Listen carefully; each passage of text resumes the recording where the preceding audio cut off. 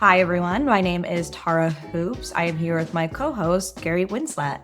And today we have a very special guest here. We have Congressman Rep. Levin, who is a Democrat representing California's 49th Congressional District, first elected in 2018, flipping a long-held Republican seat, and has won 4 consecutive elections, one of the most competitive districts in the country. Levin serves on the House Appropriations Committee, with seats on the Energy and Water Development and Military Construction Veteran Affairs subcommittees, where he is obviously very busy. And before Congress, he spent more than a decade as an environmental attorney and clean energy advocate. Rep. Levin, we are so excited to have you here with us. Thank you so much for having me. Great to be with you. Great to have you here. You're the only member from San Diego or Orange County on House Appropriations, and you sit on Energy and Water. So the Trump administration has paused or canceled just a whole slew of green energy and grid projects. What levers do you have on that subcommittee to push back on that right now? And then where do you think a future Democratic majority could move quickly to reverse course on some of these cancellations? The good news is that our lever is the Constitution of the United States, Article 1, Section 9, Clause 7, that the Appropriations Committee, both in the House and the Senate, has the power of the purse and determines how we spend tax dollars and also helps to oversee how those dollars are being spent. And so this administration has run afoul of the Constitution in many ways, but one is undermining the power of the purse of Congress. So the good news here is that the president submits a budget request to the Congress, and then we work on a bipartisan basis to try to iron out an actual bill that reflects our values and reflects our priorities. And on the Energy and Water Subcommittee, last year, for example, the president submitted a budget request that eviscerated clean energy and propped up oil and gas at the expense of accelerating the future that I'd want to see, which is more clean energy and lower costs for the average person. But we were able to push back, and the Republicans on the committee actually needed our votes. They needed our support to get the bill across the finish line. And we were able to sustain, I would say, 80% of what we wanted in terms of clean energy funding, research development funding, and the rest. And so appropriations is a very powerful way where we can, combat some of the extreme policy proposals of the president, and not just on energy, where he's done everything to go after wind and solar and batteries, you name it, often for completely nonsensical reasons. But we can stand up and we can find common ground, and we can push back against some of the extremism. So it's funny, you mentioned the president usurping the power of the purse. That's basically what SCOTUS said when they struck down his IEPA tariffs, is that if Congress had intended to give away its taxation authority, tariffs or taxes, they would have said so in IEPA, and they never do. So it's the recurring theme with this. The same is true for appropriations and the power of the purse. And while the Supreme Court ruled narrowly on IEPA and on the tariff situation, I think you'll find a similar ruling once the court actually adjudicates Article 1, Section 9, Clause 7 related cases, which I think are pretty clear. Russ Vought, the Office of Management and Budget Director, he really is out of control. He is acting as though he's in charge of federal spending. And look, we can differ on federal spending in terms of ideological differences and matters of different priorities and such. We do all the time on the committee. We have good back and forth, good debate.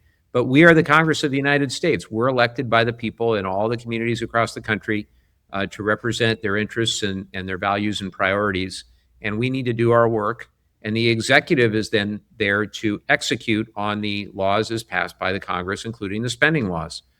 So look, we see this administration is undermining legislative authority on many levels, and this is just one of them. I'm glad you mentioned the budget, because the first time I went through the proposed budget that they gave forth to us, it was just about saying to get rid of anything that allows an American to have a comfortable life and either send it overseas, send it to a defense mechanism, and just completely forgetting what domestic policy was and forgetting how to have a secure future for American families. So it's glad to see members of Congress being able to understand the impacts that it does have on domestic households, because it definitely is jarring to understand. But I did want to highlight some of the efforts that your team has been working on that we are definitely so excited to hear about. You and Rep. Casten co-lead the SEC Clean Energy Deployment Task Force, very long name, and co-authored EBRA, which is the Energy Bills Relief Act. Obviously,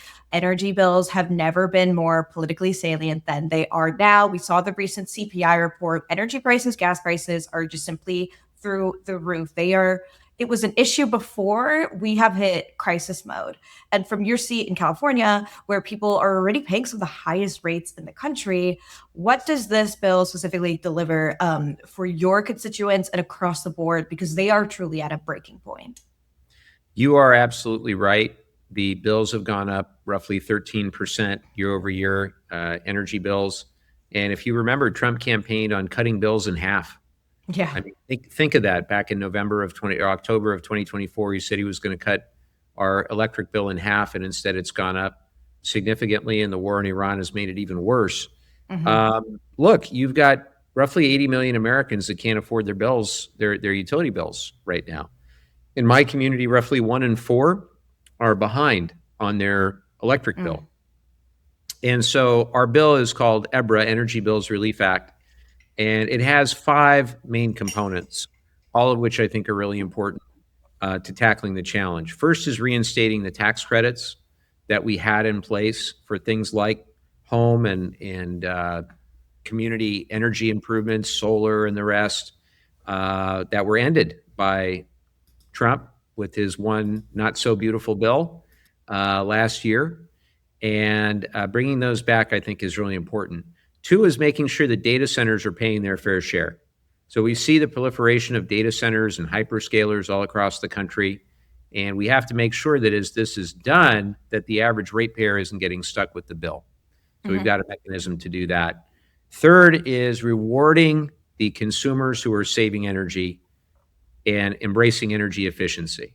And that's something that it's astonishing to me that we wouldn't all want efficiency. We wouldn't want conservation. When I hear the word conservation, I think conservative. You would think conservatives would actually want conservation. But they've spent valuable floor time, the Republicans have, on trying to undo efficiency standards for appliances, for refrigerators and shower heads and all the rest. I mean, it's just insane to me. Number 4 is providing the financial assistance necessary to families who need it so that their lights aren't turned off. And number 5 is giving a voice back to the American people again. So we actually have a consumer-focused energy policy, not one that's just run by a handful of big executives or big tech companies. In California specifically, we've got some unique challenges, and the bill has a program designed to offset the cost that utilities are incurring for wildfire-related infrastructure. So wildfire-related costs are now a huge driver of the electric bills. And so our legislation has a mechanism to help offset those costs for the utilities in a way that I think will be a lot more fair for the average ratepayer. So Camp Pendleton sits in your district, and you recently reintroduced the Military Dependents School Meal Eligibility Act. And so what that does is it stops the basic allowance for housing that military members get from disqualifying those families for free and reduced price school meals. Yep. A lot of people aren't talking about this cost of living squeeze through the lens of military families. How does that look to you and your constituents from where you sit? So the Marines and sailors that I represent on Camp Pendleton and around our community, and of course, we've got so many wonderful military families throughout our region. It is an expensive place to live. San Diego is an expensive place, and Orange County is an expensive place. And I hear so often from our military community that they're having trouble making ends meet. You have, during the pandemic, I saw, really unbelievable stuff with, moms and families lining up for food. Kids that, in some cases, their best meal of the day was that free and reduced meal that they were getting at school. And with COVID, they weren't getting that meal. So the BAH is a very modest, basic allowance for housing is a very modest amount of money that doesn't really cover the necessary living expenses the way it should. And we should not be penalizing military families and precluding them from being eligible for school lunches their children from being eligible for school lunches. It's really like the least we can do. If you think that we've got, men and women who are volunteering to put themselves in harm's way to defend our country, to serve our country, and many of them have families that have to move all around the country all the time, and the uncertainty that their mom or dad is going to wind up deployed and in a dangerous situation that can come at any time. The least we could do is make sure the kids that are moving around, that are growing up in this environment, have enough to eat, have a great school to go to, that we've got great child care centers for early childhood. That is the least we could do. And if we can't even do that, we got to look in the mirror and ask, what in the world are we doing around here?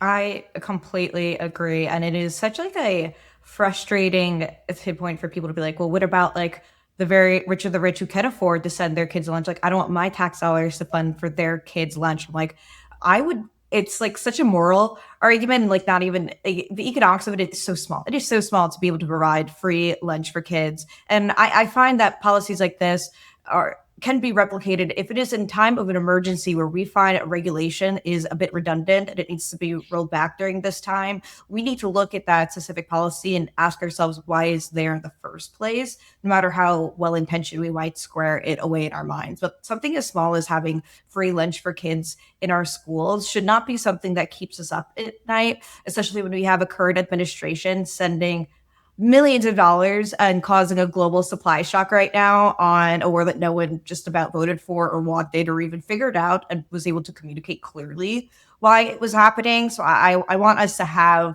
our focus on the right place here, because it sometimes seems like it's almost like a culture war that gets like very misconstrued online of what's important and what's not. And it really shifts our priorities on what matters. But I did want to circle back really fast on all the great things that you mentioned in EBRA, because as we mentioned before, you spent more than a decade working in clean energy before coming into Congress. So you more than anyone have such a key expertise on this. And I feel like that gives you credibility to discuss on permitting reform, which I mentioned before is going to be, we now have a time to have actual talks on permitting reform.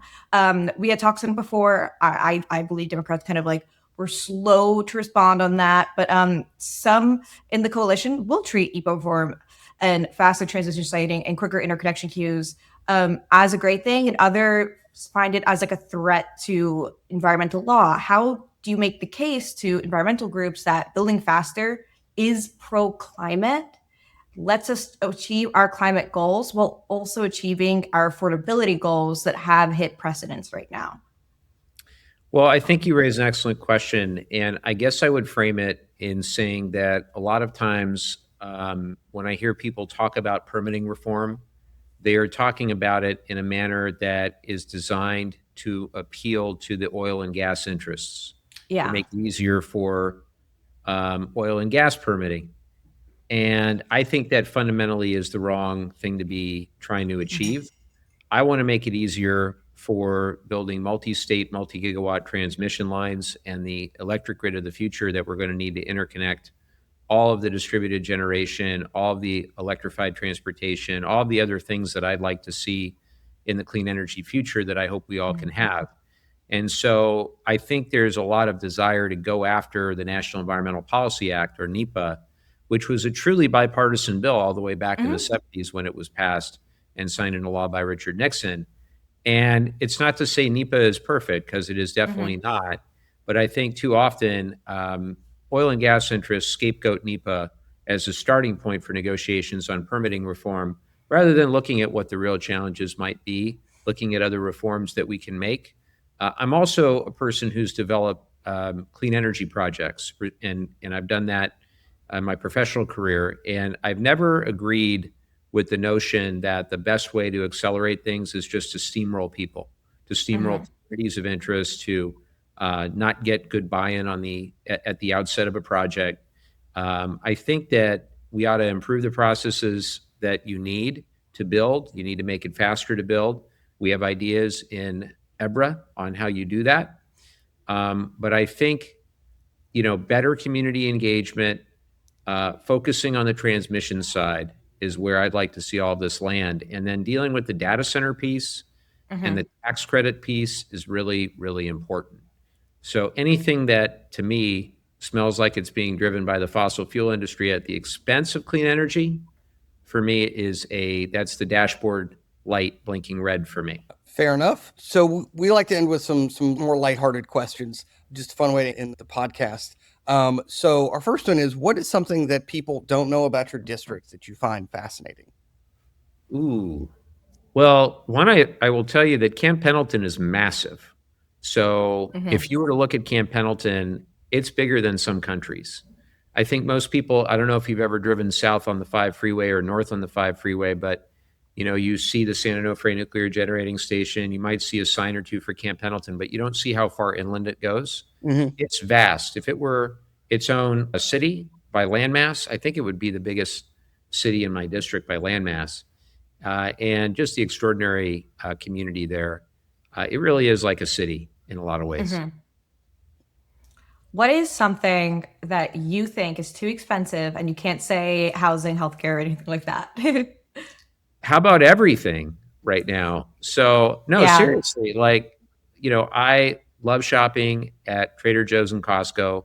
And I was just at Costco and gas was $6.80. I know I'm not supposed to say gas, but I will tell you it was $6.80 a gallon for gas. At Costco, that's a discount of probably 30 cents from elsewhere. And, I'll give you one. So I love blueberries. I love strawberries, any kind of fresh food or fresh fruit. And I've seen the prices go through the roof.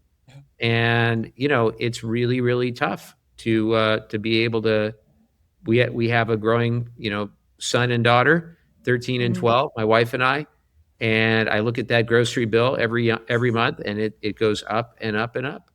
And I get it. It's awful. What people I was just laughing do not about your berry comment, because I have a 7-year-old, and so I go through I don't even know how much money in the berry fund each month. I love our berry fund. Our berry growers. We've got them in my district, and those are two of my favorite things to eat pretty much every day, are blueberries and strawberries. But man, they're getting pricey. They're going to continue to get pricier the longer this goes to, because we're soon going to see wholesale prices start to rise, and that is going to be passed on to consumers. So it's not like junk food that is going to rise. It is like the necessities, like the fruits and vegetables that are going to continue to worsen. And people can square away the gas issue, which I'm in Los Angeles. I am grateful where I don't actually have to drive or work remotely. But I remember posting a photo of the gas prices here, and the comments online were like, well, this is just clearly AI. It's clearly fake. And I'm like, no, they're real. People are paying them. Well, it's the 1-2 punch of the tariffs and then the war. The war has increased the prices by about $1.40, $1.50. I will tell you, in California, we've got higher prices for a lot of reasons, and they were already too high to begin with. But then you add on the war in particular, and it's breaking a lot of people right now. They can't afford it. I'm hearing from people that the percentage of money that's going to fuel that continues to go up and up and up, and there's just not enough money left over at the end of the month. And then for our final question is, what is a policy or innovation that you believe is underrated?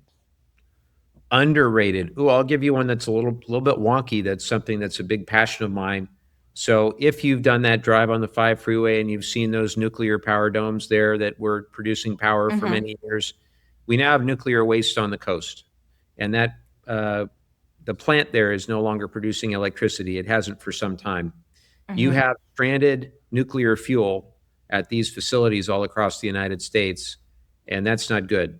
We need to get those facilities, the nuclear waste or spent nuclear fuel, to safer places. We have earthquakes, we have population density, we have sea level rise, and we have Camp Pendleton right there, a very important military base.